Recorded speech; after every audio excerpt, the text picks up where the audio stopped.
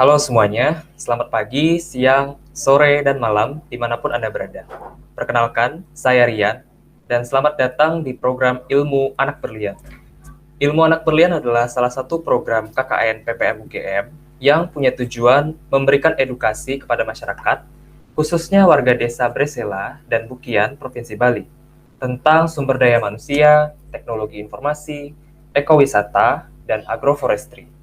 Dengan adanya program ini, diharapkan masyarakat bisa semakin tahu dan paham gimana sih caranya mengolah dan memanfaatkan 4 poin besar tadi, ya, yang ekowisata, agroforestry, sumber daya manusia, dan teknologi untuk mendukung potensi di desanya.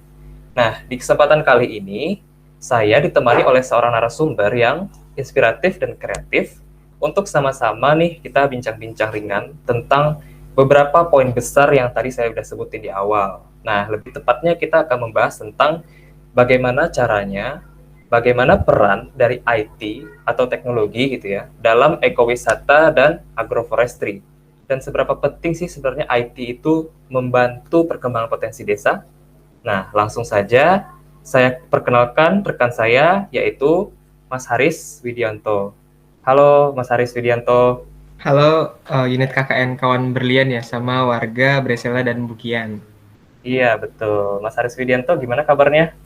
Alhamdulillah sehat dari kabar Deri. Alhamdulillah sehat juga. Oke, mungkin untuk perkenalan nih, Mas Haris mungkin bisa mulai memperkenalkan dirinya dulu gitu. Oh ya, halo teman-teman dan Bapak Ibu semua. Hormat dari saya juga. Selamat pagi, siang, sore, dan malam dimanapun Bapak-Bapak berada ataupun teman-teman ya. Nama saya Haris Widianto yang merupakan mahasiswa dari jurusan Teknik Fisika Universitas Gadjah Mada. Kebetulan di sini diundang teman-teman dari KKN Kawan Berlian gitu ya. Berkesempatan untuk membagikan sharing-sharing terkait dengan ekowisata dan agroforestry. Mungkin dari saya sendiri pernah punya sedikit pengalaman aja terkait dengan agro itu tentang PKM gitu ya. Jadi saya pernah mengikuti lomba gitu ya, di mana ada pekan kreativitas mahasiswa dan di sana mungkin belajar-belajar sedikit terkait dengan pertanian dan juga mungkin tentang agro wisata dan juga mungkin dulu pas saat kayak saya KKN dulu itu juga dapat tema tentang ekowisata juga sebenarnya, tapi lebih kepada wisata edukasi. Nah, mungkin di sini nanti akan sharing-sharing sedikit terkait dengan itu. Oke, mantap sekali ya. Ternyata juga udah punya pengalaman karena tadi ikut PKM yang ada singgungannya sama agro dan waktu KKN UGM yang tahun lalu juga ada agro, ada ekowisatanya.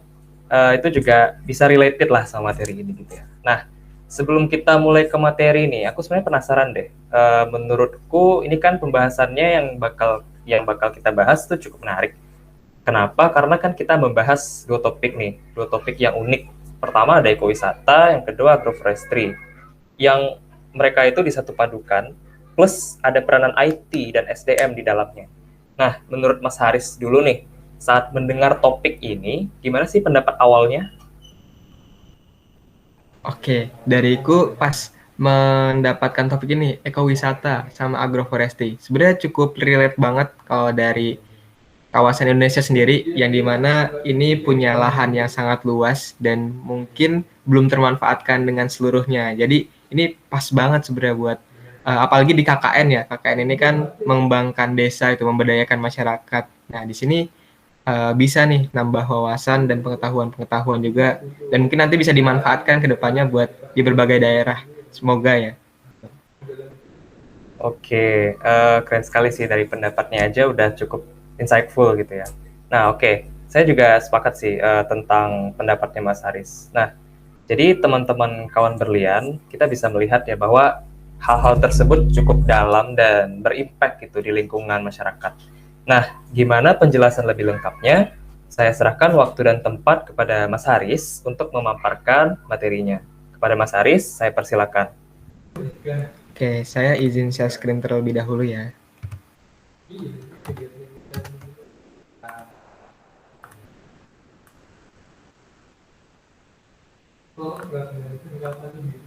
Oke. Apakah sudah masuk dari share screen-nya? Oke, sekarang udah masuk. Oke. Ya, selamat pagi, siang, sore, dan malam bagi warga di Kawan Berlian ya, yaitu ada Bresela dan di Bukian.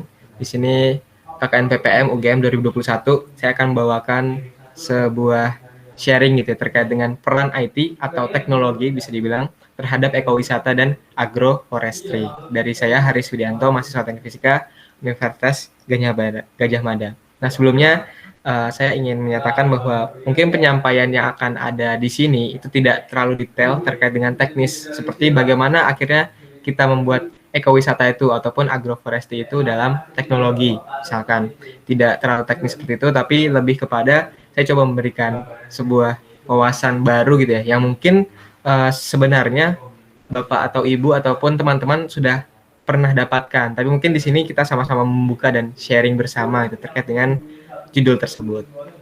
Nah, pertama gitu ya, pertanyaan awal yang pasti kita tanyakan tentang judul tersebut adalah kita paham dulu terkait dengan ekowisata dan agroforestry. Untuk yang pertama itu ekowisata ya. Ekowisata itu apa sih gitu ya? Nah, di sini saya akan memaparkan bahwa ekowisata itu yang pertama eko artinya adalah alam atau lingkungan dan juga wisata artinya adalah perjalanan. Jadi ekowisata merupakan pariwisata yang berwawasan lingkungan, tapi nggak sekedar pariwisata di alam aja ataupun jalan-jalan di hutan atau di pantai dan sebagainya. Ternyata nggak kayak gitu. Tapi lebih kepada berwawasan lingkungan. Bisa jadi wisata-wisatanya itu wisata-wisata budaya ataupun bisa jadi wisata-wisatanya itu adalah wisata seni ataupun wisatanya wisata edukasi kayak rumah batik dan sebagainya. Nah, berikut merupakan contoh dari ekowisata yang ada di Indonesia. Biar kita paham juga terkait dengan ekowisata ternyata bukan hanya alam-alam aja loh gitu. Yang pertama nih, contoh ekowisata di Indonesia, ada bisa tebak pasti ya Candi Borobudur gitu ya. Candi Borobudur ini merupakan wisata budaya yang dimana di sini udah ada lama banget gitu. Bahkan Candi Borobudur ini sebagai tujuh keajaiban dunia pernah ya. Kayak gitu. Yang kedua ada Kota Tua. Kota Tua ini kota wisata bersejarah ya, di mana di sana ada Museum Fathahillah, ada Museum Bank Indonesia dan sebagainya. Jadi di Kota Tua ini wisatanya berbeda. Dia lebih kepada edukatif melalui sejarah-sejarahnya kayak gitu. Terus yang ketiga ada Farmfield Bogor. Nah, di sini udah kelihatan nih. Jadi wisatanya ngapain ya? Wisatanya di sini ada anak-anak terus nanam pohon-pohon gitu ya dan bertani. Di sini akhirnya mengajarkan bahwa anak-anak itu bagaimana sih cara bertani sejak dini, itu wisata edukasi. Karena di Indonesia juga mungkin negara agronya yang perlu ditingkatkan, itu potensi agronya sangat banyak sekali. Yang keempat, di sini ada Pujon Kidul gitu ya. Ini bisa dilihat banget nih. Nah, ini yang biasanya sangat identik dengan Indonesia, banyak wisata alamnya. Di sini bisa dilihat itu betapa indahnya alam Indonesia yang banyak sekali pegunungan, banyak sekali sawah, dan di sini merupakan wisata alam. Tapi selain itu gitu ya, masih banyak wisata-wisata lagi yang dinamakan ekowisata, apalagi di Indonesia. Ya, di Indonesia ini sangat berpotensi banyak banget. Misalkan kita mau mengadakan ekowisata. Ini ada tebing keraton. Kalau misalkan ditebak, ini ada di Bandung gitu. Ini ada Pantai Indrayanti, terus ada Taman Safari gitu ya, yang menjadi wisata edukasi juga tentang hewan-hewan. Ada Museum Bahari, sini yang banyak kapal-kapal dan sebagainya gitu ya. Nah, terus lanjutnya, kenapa sih kita harus ada ekowisata? Mungkin saya ingin memberikan sedikit pandangan dari saya sendiri, karena kalau misalkan di desa gitu ya, ekowisata itu sangat potensial. Karena misal kita bandingkan di kota, mungkin kota itu lahannya sedikit, tapi kalau di desa itu lahannya banyak. Karena tadi ya, ekowisata adalah memanfaatkan alam dan lingkungan. Kalau di desa itu berarti banyak lingkungan yang kosong, bisa kita manfaatkan. Selagi ada lingkungan yang kosong itu dan bisa kita manfaatkan, kita bisa membentuk ekowisata itu.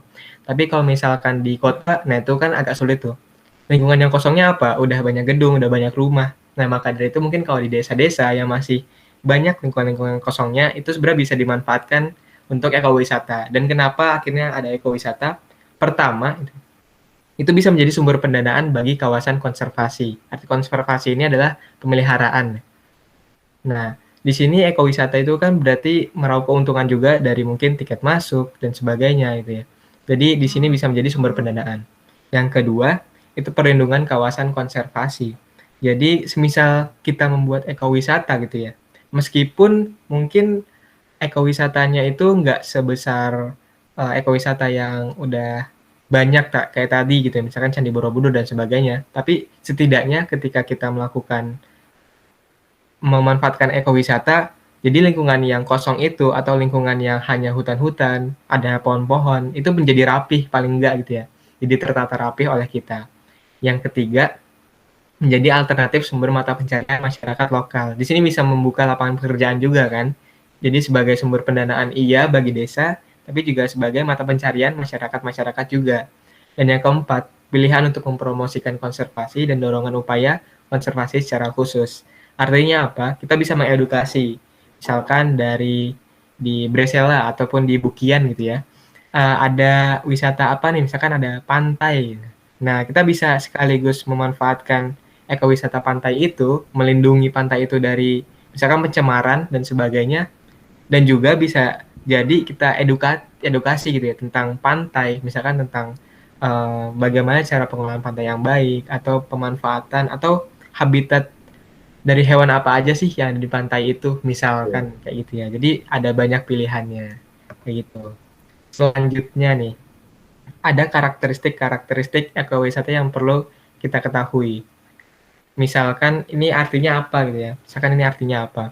Artinya semisal ada ekowisata, berarti ekowisata ini mengacu pada 5 ini. Semisal ada poin yang tidak ada dari ekowisata itu, otomatis itu berarti belum bisa dikatakan ekowisata. Karena kita tadi udah paham gitu ya, seberapa menarik dan potensialnya ekowisata itu ya. Nah, kalau misalkan udah paham tentang menariknya dan ternyata kita menarik nih, kita mau buat ekowisata. Ada hal apa aja sih yang harus dipenuhi? Ada 5. Yang pertama, nature base gitu ya. Misalnya kita lihat. Nature base itu artinya kita menjadikan alam itu sebagai dasar dari ekowisata itu.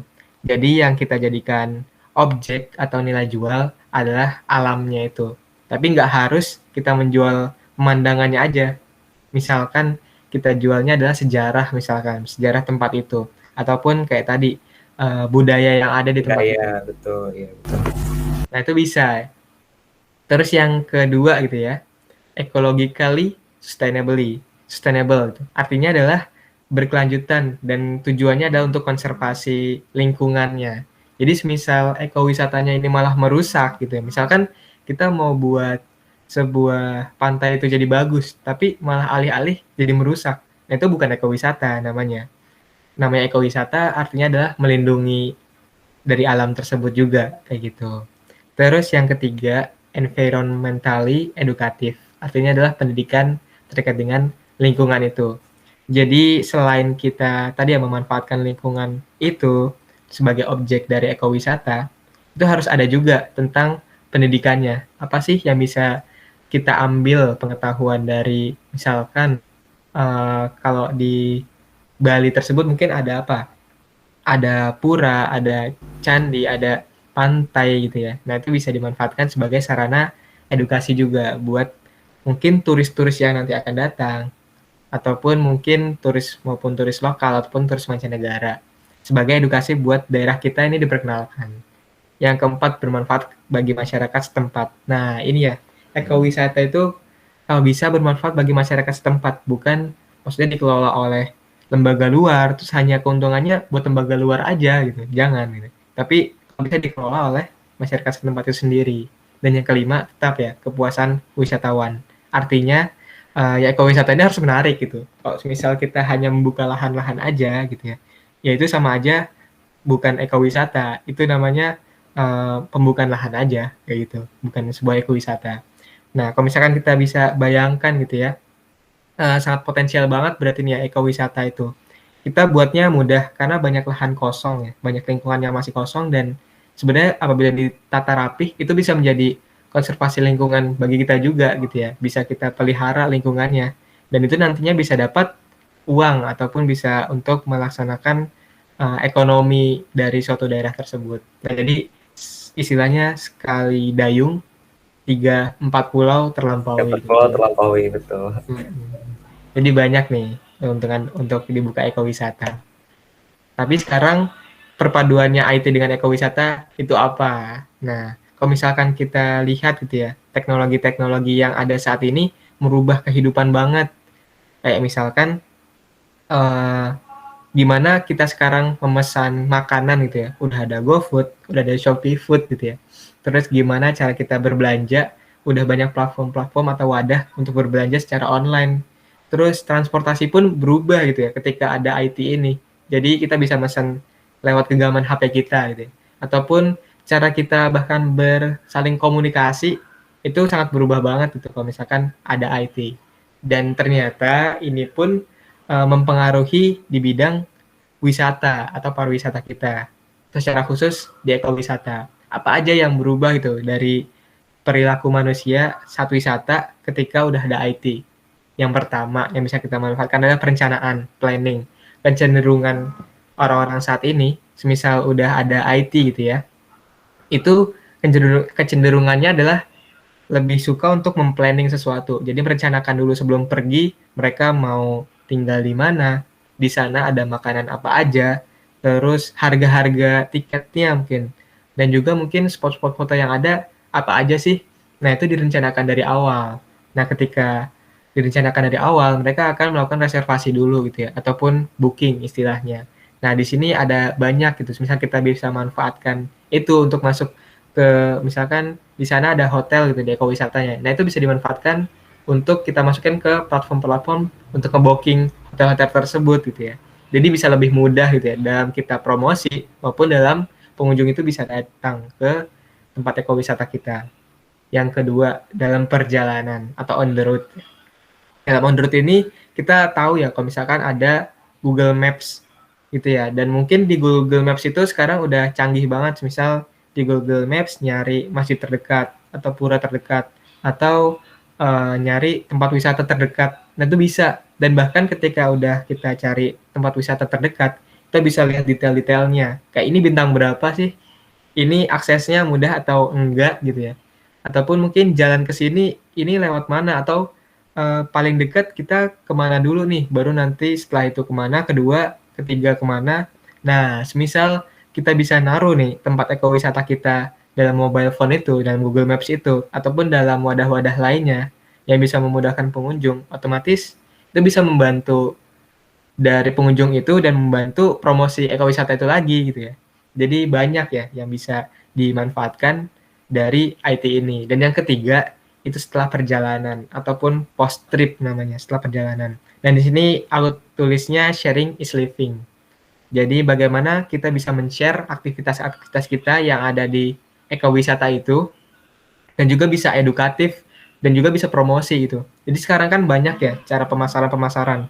Misalkan di suatu tempat itu nanti ada diskon nih buat tiketnya, tiket masuknya.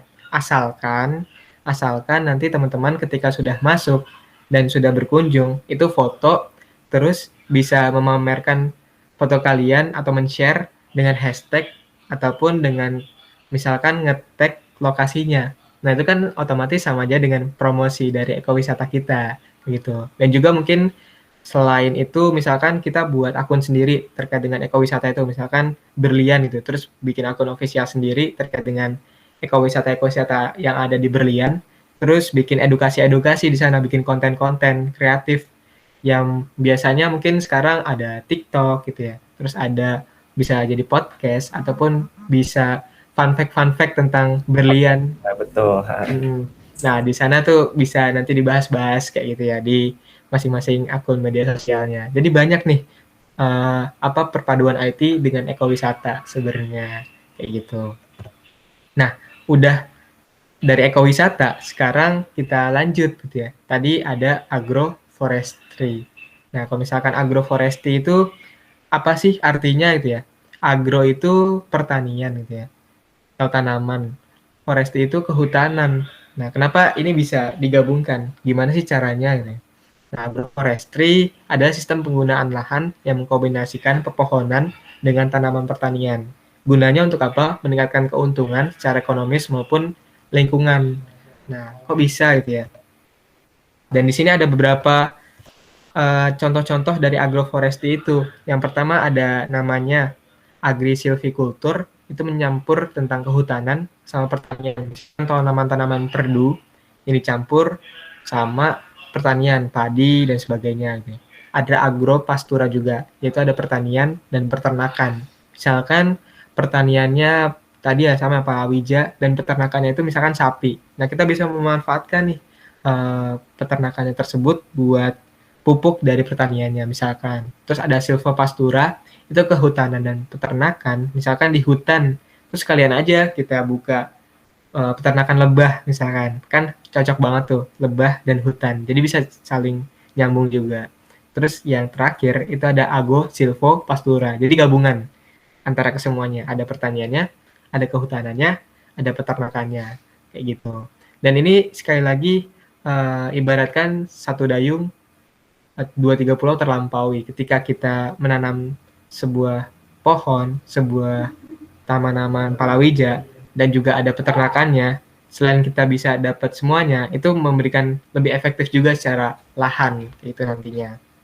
Nah, terus apa aja sih pentingnya di agroforestry ini? Kenapa ada gitu ya? Yang pertama, agroforestry itu meningkatkan produktivitas. Otomatis dengan banyaknya komoditas gitu ya, dengan banyaknya lahan yang semakin efektif digunakan, produktivitasnya lebih tinggi dibandingkan dengan monokultur. Misalkan hanya palawija aja, misalkan kayak gitu ya.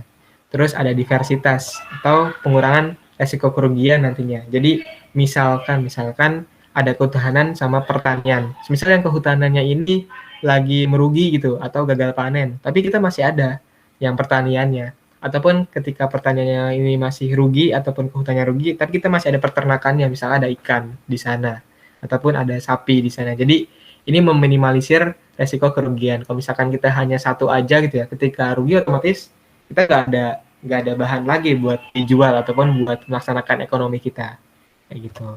Yang ketiga, kemandirian. Dengan meniadakan ketergantungan produk-produk luar.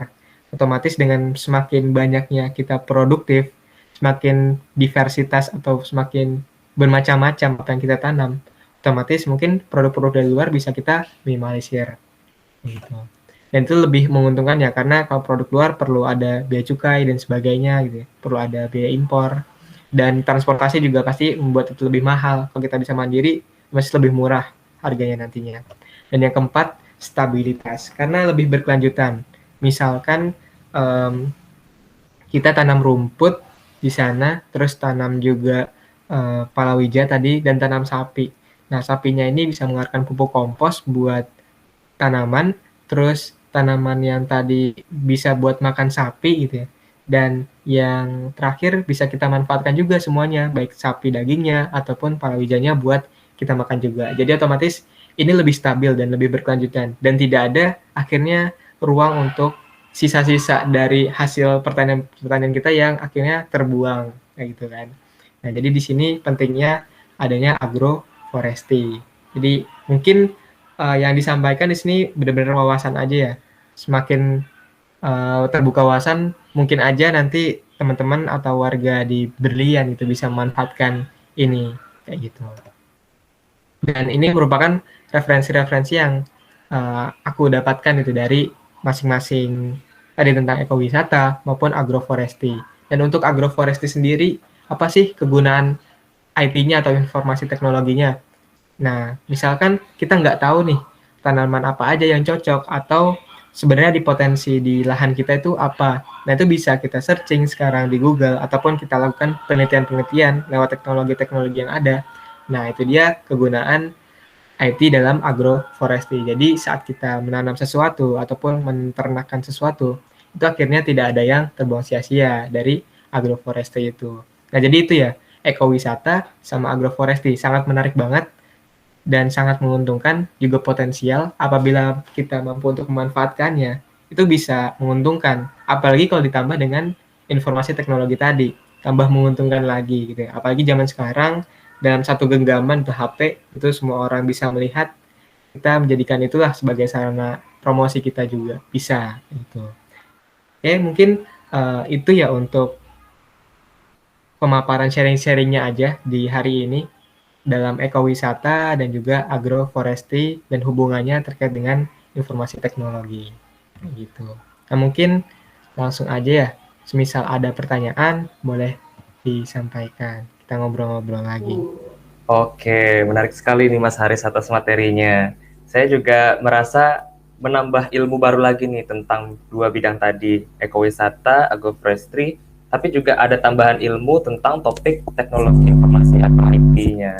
Nah, mungkin dari pemaparan materinya Mas Haris tadi, saya kayak ada terpikir nih, ada beberapa pertanyaan yang mungkin menarik kalau kita bahas. Nah, mulai dari yang pertama dulu, saya ingin bertanya, apa sih yang terjadi jika aja nih, kita tuh nggak melibatin teknologi untuk mengoptimalkan bidang ekowisata dan agroforestry gitu. Soalnya tadi kan di kedua bidang itu ada peran IT-nya, yang misalnya kayak kita pakai sosial media yang sebagai sarana promosi, pakai sosial media itu kan banyak, ada Instagram, ada TikTok dan seterusnya, yang orang-orang karena udah banyak juga yang pakai itu. Nah, eh, apa sih yang akan terjadi kalau misalkan kita tuh nggak ngelibatin teknologi itu gitu? Oke, menarik juga nih tadi membandingkan apa yang terjadi ketika kita pakai IT dan apa yang terjadi ketika kita tidak pakai IT. Tadi sudah ada sharing-sharing yang terkait dengan kalau misalnya kita pakai IT, apa aja sih yang bisa dimanfaatkan gitu ya. Nah, semisal sekarang pertanyaan adalah apabila tidak pakai IT, otomatis pengunjung-pengunjung yang ada itu, misalkan kita bisa range gitu ya, pengunjung yang ada itu mungkin dari tua, terus dewasa, terus muda, dan mungkin anak-anak, ya mungkin semisal orang-orang yang sudah tidak memakai gadget gitu ya, mungkin itu orang tua. Tapi kalau kita lihat lagi, apakah yang paling sering jalan-jalan itu adalah orang tua? Ternyata tidak gitu ya. Yang paling sering jalan-jalan adalah orang dewasa ataupun anak muda gitu dan anak-anak misalkan. Dan mereka semua itu memakai gadget gitu. Otomatis kalau misalkan kita tidak berada di gadget mereka, akhirnya kita tidak ada interaksi apapun dengan mereka dan akhirnya mereka tidak kenal dengan ekowisata ataupun Wisata. agroforestry Oh, ya, betul. kita. Ini Oh, tuh. menarik, menarik. Nah, terkait yang tadi juga nih, sekarang kan kita juga lagi di masa pandemi nih. Nah, ini efeknya kan banyak banget. Bisa efek juga ke ekowisata sama agroforestry. Betul, Nah, betul. menurut Mas Haris, gimana sih ekowisata dan agroforestry di masa pandemi itu? Oke, memang benar ya, pandemi ini saat ini sangat menghalangi kita dan menjadikan batasan, baik itu di bidang pendidikan, kesehatan, dan sampai-sampai ke pariwisata. Karena otomatis kita dibatasi dalam lingkup pergi berpergian gitu ya. Misalkan turis mancanegara nggak boleh masuk ataupun bahkan keluar juga itu. Dan juga pun mungkin yang lokal pun itu dibatasi kayak gitu ya. Apalagi mungkin di mana kita belum pakai IT dan akhirnya benar-benar nggak bisa kenal dengan ekowisata kita ataupun agroforestry yang kita buat kayak gitu. Misalkan kita nggak pakai IT. Nah, bagaimana sih caranya akhirnya di kala pandemi ini ya? Yang pertama pasti yang disarankan adalah tadi ya menggunakan teknologi informasi sebagai jembatan informasi dari apa yang kita buat gitu ya, agar diperkenalkan meskipun nggak secara langsung tapi kan bisa akhirnya lewat media-media sosial. Itu yang pertama. Dan yang kedua tentu kita harus mengusahakan terkait dengan berarti pengetahuan kita tentang protokol kesehatan, pengetahuan kita tentang pandemi dan bagaimana cara mencegahnya. Ketika ada nanti wisata yang bisa melakukan mungkin protokol kesehatan dengan baik, otomatis itu akan aman. Dan otomatis kalau misalnya aman ya boleh-boleh aja untuk wisata ke sana. Gitu ya. Dan yang ketiga tentu saja kita harus mendukung program-program pemerintah karena saling terkait ya, program kesehatan, program vaksin saat ini berarti ya. Dan juga program-program mungkin semisal ada ini disuruh PPKM dan sebagainya. PPKM, ya betul. Kita harus mematuhi itu agar ya segera landai penyebaran virusnya dan akhirnya Amin. bisa lebih dibuka lagi gitu ya. Jadi saling terkait juga, jadi saling mendukung juga nantinya. Oke, oke. Menarik juga nih jawabannya dari Mas Haris. Berarti kalau misalkan kita nggak menggunakan teknologi, sebenarnya kita kayak kehilangan kesempatan gitu ya. Padahal kan orang-orang udah banyak nih pakai sosial media, Instagram, Vloga mungkin ya, yang dia itu ada touring-touringnya tuh informasinya. Betul, Nah, betul. itu kayak kita kehilangan kesempatan, padahal kita bisa aja gitu memanfaatkan kesempatan itu yang ada di tangan kita buat bisnis ekowisata dan agroforestry yang ada di desa itu makin berkembang gitu kan ya. Nah, terus yang ingin saya tanyakan lagi, gimana sih sebenarnya cara, menurut Mas Haris, cara agar potensi desa itu secara umum bisa dikembangkan secara maksimal. Potensi desa itu kan banyak, Iya, iya. nggak cuma dua bidang itu aja. Nah, menurut Mas Haris kayak gimana? Oke, oke.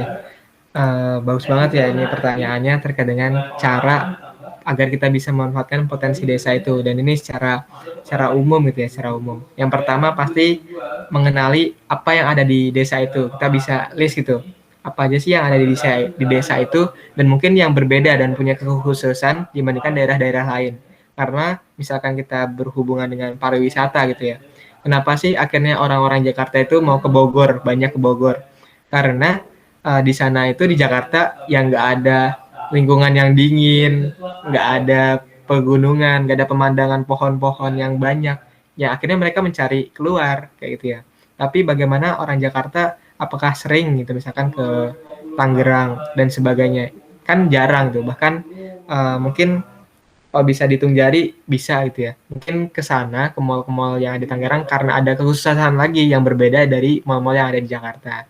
Kayak gitu. Nah, maka dari itu mungkin yang pertama kita harus menemukan dulu apa aja potensi yang ada di daerah kita dan yang berbeda di daerah-daerah lain. Gak harus yang apa ya, muluk-muluk. Misalkan mungkin ada festival apa atau ada budaya-budaya tertentu atau bahkan ciri khasnya makanan itu pun juga bisa gitu ya. Jadi kan tadi ya wisata itu pun gak hanya wisata alam, ada wisata budaya, wisata seni, ada wisata sejarah. Jadi gak hanya alam aja yang bisa ditonjolkan itu. Dan yang kedua, otomatis kalau misalkan kita mau memanfaatkan potensi yang ada, harus ada SDM-nya. Apakah SDM-nya itu ada atau enggak di masing-masing daerah? Nah, itu yang harus kita tingkatkan ya. Jadi ini harus kerjasama juga nih sama pemerintah sebenarnya ya untuk meningkatkan SDM yang ada. Kayak misalkan biasanya kalau pariwisata di desa-desa berarti itu dikaitkannya sama BUMDes gitu ya.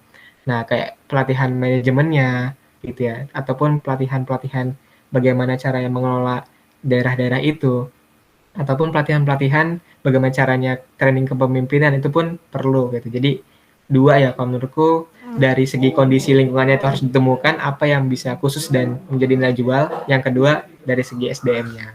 Gitu. Oke, menarik, menarik. Berarti tadi yang dua hal yang kalau secara umum ya. Yang pertama dari segi kita kenal dulu nih sama potensi desa kita, apa sih yang kita miliki gitu. Sama yang kedua SDM-nya. Nah, sama aku juga mungkin mau nambahin terkait yang sumber daya manusia ini, itu mungkin akan lebih baik dan berkembang pesat jika dibarengi dengan edukasi gitu ya. Nah, Betul, salah betul. satunya juga lewat ilmu anak berlian ini jadinya ilmu yang datang dari anak berlian, dan anak berlian kita kali ini tuh adalah Mas Haris, itu juga salah satu bentuk edukasi gitu. Dan juga mungkin menurutku adalah benar sih yang dibilang Mas Haris, yang perlu kerjasama masyarakat gitu, nggak cuma sesama mereka doang, tapi juga sama pemerintah gitu. Mereka harus patuh, ikutin aturannya. Yang ya, jadi kayak ada banyak faktor yang bisa mendukung hal itu gitu. Menarik Betul, sekali betul. sih, menarik, menarik sih. Oke, kalau gitu menurutku ini sih ada satu hal lagi yang ingin aku tanya.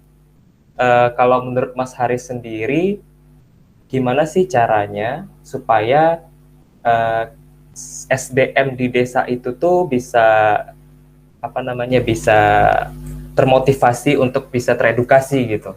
Soalnya kan kadang kalau di masa pandemi ini edukasinya malas gitu kan. Nah, gimana sih caranya supaya edukasi yang bisa ngarah ke SDM itu makin bagus gitu. Itu pertanyaan terakhir sih. Oke, gimana caranya ya untuk meningkatkan SDM ini? Sebenarnya ada kejadian juga di waktu aku KKN dulu gitu ya. Ada permasalahan juga terkait dengan SDM nih. Sebenarnya mereka itu ada potensi daerah kayak gitu ya. Tapi potensi daerahnya itu kurang bisa dimanfaatkan karena tidak ada yang melanjutkan atau meregenerasi. Kalau misalkan bisa dibilang itu ada sebuah karya, itu ada batik yang khusus dari mereka. Tapi ternyata tidak ada yang mau meregenerasi itu karena misalkan keuntungannya lebih sedikit dibandingkan kerja-kerja di luar, di pabrik dan sebagainya. Yang kedua, waktu yang dilakukan itu lebih lama gitu. Kalau misalkan menggunakan cara yang tradisional itu. Tapi sebenarnya kan ada nilai yang lain, yaitu adalah nilai budaya tersebut. Nah, maka dari itu misal kita mau meningkatkan SDM-SDM yang ada di sana nih, pertama mungkin aku ingin memberikan sebuah wawasan di mana sebuah kegiatan kalau misalkan dilakukan itu berasal dari pemikiran gitu ya. Kalau misalkan kita udah paham terkait dengan sesuatu ataupun urgensi tersebut, otomatis itu orang itu akan melakukan itu dengan senang hati gitu. Misalkan kalau kita berobat gitu ya, meskipun itu disuntik sakit ataupun makan obat itu pahit, tapi kita tetap jalanin itu karena itu yang baik gitu dan kita paham kalau itu yang dibutuhkan oleh kita. Itu pertama. Dan dari mana kita dapat pemikiran atau pemahaman itu? Ya dari pengetahuan, baik lagi ya, dari pengetahuan, dari edukasi-edukasi yang didapatkan, dari pengalaman juga bisa kayak gitu ya. Nah, maka dari itu mungkin ketika ada orang yang belum sadar terkait dengan bagaimana cara dia meningkatkan diri apalagi di pandemi ini gitu ya. Ya harus difahamkan itu ya. Dengan mungkin permasalahan-permasalahan yang ada. Misal di desa itu tadinya tidak ada ekowisata, terus pemasukannya sedikit, itu kan permasalahan. Coba ditanyakan ya. Misal mereka sudah resah dengan hal itu, otomatis nanti akan tergerak sendiri. Jadi intinya kalau menurutku sih edukasi itu sih kalau menurutku ya. Oke, menarik tuh. Perlu dicatat tuh kawan berlian. Ada poin-poin penting yang sangat bermanfaat tuh kalau nggak dicatat rugi. Oke, gimana nih kawan berlian? Gak terasa ya kita diskusi udah berlangsung cukup lama juga. Menarik dan insightful bukan? Saya sendiri juga dapatin ilmu yang baru nih, yang nanti bisa saya ajarkan lagi ke orang banyak, bisa saya implementasikan juga dalam masyarakat, dan kawan berlian pun juga sama, bisa memanfaatkan ilmu-ilmu ini dari Mas Haris dan juga dari insight diskusi yang kita bahas untuk diajarkan ke orang banyak dan juga implementasi di dunia nyata, spesifiknya di potensi desa berlian, desa bersela dan pegiat. Nah, baiklah kawan-kawan berlian, sekian dulu program Ilmu Anak Berlian kali ini. Nantikan topik menarik Ilmu Anak Berlian berikutnya dan pantau terus kegiatan KKN terbaru kami langsung dari sosial media Instagram yang ada di link deskripsi di bawah, dan juga jangan lupa berikan feedback Anda tentang video ini di link survei di bawah ini, atau juga Anda bisa memberikan kolom komentar untuk membahas lebih lanjut. Bagaimana pendapat Anda? Apakah Anda sepakat atau ada punya pendapat lain? Silahkan dituliskan di sana. Oleh karena itu, saya ucapkan selamat malam. Terima kasih banyak atas perhatiannya. Mohon maaf atas kekurangannya. Sampai jumpa di lain waktu. Terima kasih. Terima kasih juga. Terima kasih Mas Haris. Siap.